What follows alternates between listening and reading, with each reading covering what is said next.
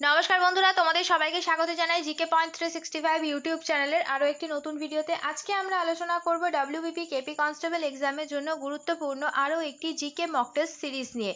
আমাদের চ্যানেলে প্রতিদিনই সন্ধ্যাবেলা ডব্লিউবিপি কেপি কনস্টেবল এক্সামের জন্য মক টেস্ট হচ্ছে, তোমরা সেই মক টেস্টে অংশগ্রহণ করো। প্রতিদিনই যে সমস্ত প্রশ্নগুলো আমরা নিয়ে আসছি, প্রত্যেকটি প্রশ্ন কিন্তু তোমাদের এক্সামের জন্য ভীষণভাবে গুরুত্বপূর্ণ। সেই কারণে একটু স্কিপ না করে প্রত্যেকটি ভিডিও তোমরা খুব মনোযোগ সহকারে দেখো এবং এর যে গুরুত্বপূর্ণ তথ্যগুলো থাকছে সেগুলো তোমরা চাইলে নোট ডাউন করে নিতে পারো। ভিডিও যদি ভালো লাগে তাহলে অবশ্যই ভিডিওটিকে একটি লাইক করো, সাথে আমাদের চ্যানেলটিকে কিন্তু সাবস্ক্রাইব করে পাশে থাকা বেল বাটনটা অবশ্যই কিন্তু ক্লিক করে রেখো, যাতে সবার প্রথমে আমাদের ভিডিও নোটিফিকেশন তোমাদের কাছে পৌঁছে যায়। আর ভিডিও ভালো লাগলে অবশ্যই তোমার বন্ধুদের সাথে শেয়ার করো আর আমাদের কমেন্টে জানাও ভিডিও তোমাদের কেমন লাগলো। তাহলে চলো আজকের ভিডিওটা শুরু করা যাক। প্রথম প্রশ্ন, সম্প্রতি দাদা সাহেব ফালকে পুরস্কার 2024 সেরা চলচ্চিত্র পুরস্কার পেয়েছে কোন ছবি? সঠিক উত্তর হবে চারটি অপশনের মধ্যে অপশন এ, জওয়ান ছবিটি 2024-এ দাদা সাহেব ফালকে পুরস্কার পেয়েছে, সেরা চলচ্চিত্র পুরস্কার পেয়েছে।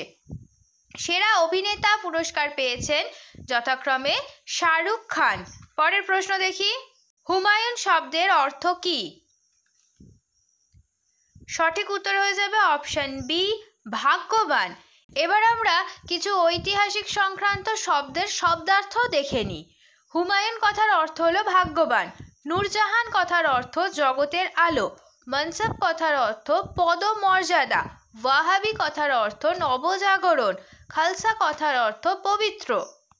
পরের প্রশ্ন, প্রেসার কুকারের কার্যপ্রণালী যে নীতির উপর নির্ভরশীল? তোমরা আমাদের সঠিক উত্তর কমেন্টে জানানোর চেষ্টা করো। এখানে সঠিক উত্তর হয়ে যাবে অপশন এ, চাপ বৃদ্ধিতে স্ফুটনাঙ্কের বৃদ্ধি।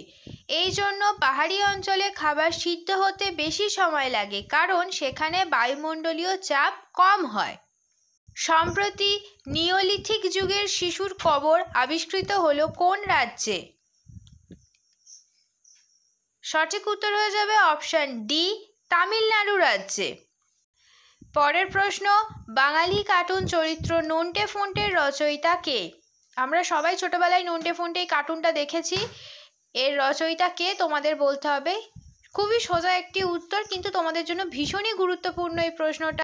সঠিক উত্তর হয়ে যাবে অপশন সি, নারায়ণ দেবনাথ। পরের প্রশ্ন, কোনটি হর্ষবর্ধনের প্রথম রাজধানী? সঠিক উত্তর হবে অপশন ডি, থানেশ্বর। হর্ষবর্ধনের দ্বিতীয় রাজধানী ছিল কনৌজ। পরের প্রশ্ন, কবির সম্মান কোন ক্ষেত্রে দেওয়া হয়? ইম্পর্টেন্ট আরও একটি প্রশ্ন। এই ধরনের প্রশ্ন কিন্তু তোমাদের ডব্লিউবিপি বা কেপি এক্সামে কিন্তু এসে থাকে বন্ধুরা। এই ধরনের প্রশ্ন তোমাদের খুব ভালোভাবে এই জন্য তৈরি করে যেতে হবে। সঠিক উত্তর এখানে হয়ে যাবে অপশন এ, সাম্প্রদায়িক সম্প্রীতি। পরের প্রশ্ন, রাষ্ট্রপতিকে কে ইমপিচ করতে পারে? সঠিক উত্তর হয়ে যাবে অপশন বি, সংসদ।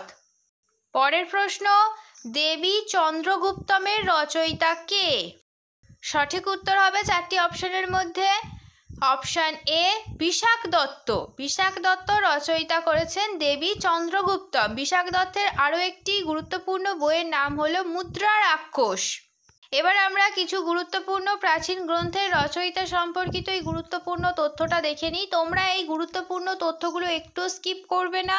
তোমরা এই তথ্যগুলোকে কিন্তু অবশ্যই খাতাতে নোট ডাউন করে ভালোভাবে তৈরি করে নেবে। অর্থশাস্ত্রের রচয়িতা হলেন কৌটিল্য, কামসূত্রের রচয়িতা বাৎসায়ন, মুদ্রা রাক্ষসের রচয়িতা বিশাখ দত্ত, মৃচ্ছকটিকমের রচয়িতা শূদ্রক, পবনদূতের রচয়িতা ধৈ, গীত গোবিন্দমের রচয়িতা জয়দেব। পরের প্রশ্ন, ঋগ্বেদে বিতস্তা শব্দটি নিচের কোন নদীকে বোঝানো হয়েছে? ঋগ্বেদে বিতস্তা শব্দটি সঠিক উত্তর হয়ে যাবে অপশন সি, ঝিলাম নদীকে বোঝানো হয়েছে। এবার আমরা একটি গুরুত্বপূর্ণ তথ্য দেখে নেব যে ঋগ বৈদিক যুগে নদীদের যে নামগুলি ছিল সেগুলির আধুনিক নাম কি, বর্তমানে সেইগুলির আধুনিক নাম কি, এই গুরুত্বপূর্ণ তথ্যটা আমরা এবার দেখে নেব। সিন্ধু নদীর নাম হয়েছে বর্তমানে সিন্ধু, বিতস্তা নদীর বর্তমান নাম ঝিলাম, আশকিনী নদীর বর্তমান নাম চেনাব, বিপাশা নদীর বর্তমান নাম বিয়াস, পুরুষিনী নদীর বর্তমান নাম রবি, শাতুত্রী নদীর বর্তমান নাম সুতলেজ, গোমল নদীর বর্তমান নাম গোমতী, দেশাবদতী নদীর বর্তমান নাম ঘাঘর। পরের প্রশ্ন, পালি গ্রন্থের নিচের মধ্যে কাকে নিগন্থ নাটপুত্ত বলে উল্লেখ করা হয়েছে? তোমরা আমাদের সঠিক উত্তরটা কমেন্টে জানানোর চেষ্টা করো। এখানে সঠিক উত্তর হয়ে যাবে অপশন বি, মহাবীর।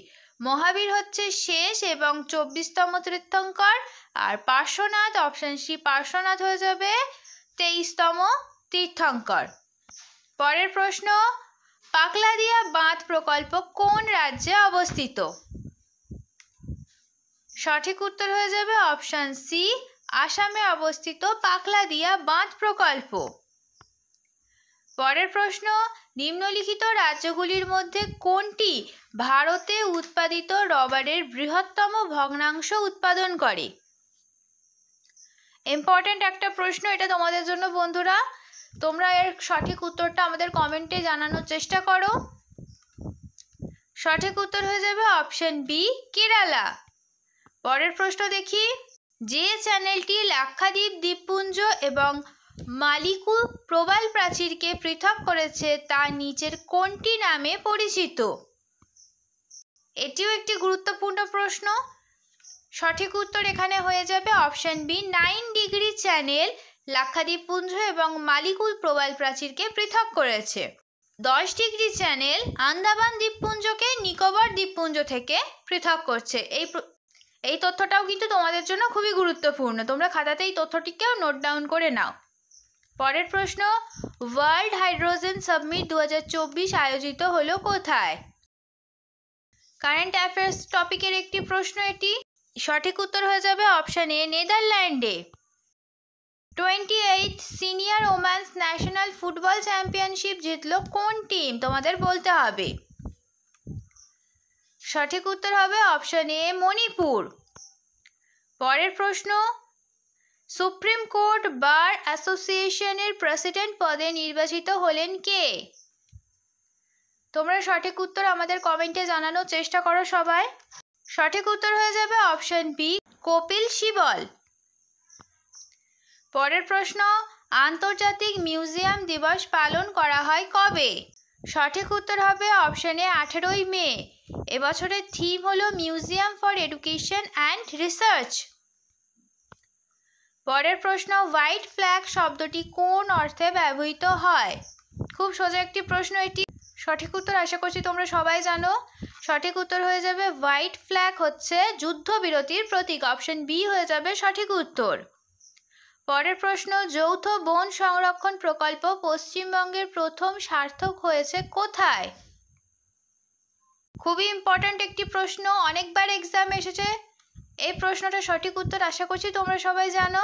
সঠিক উত্তর হয়ে যাবে অপশন এ, মেদিনীপুরের আড়াবাড়ি গ্রামে। প্রশ্নটা কিন্তু তোমাদের জন্য ভীষণ গুরুত্বপূর্ণ।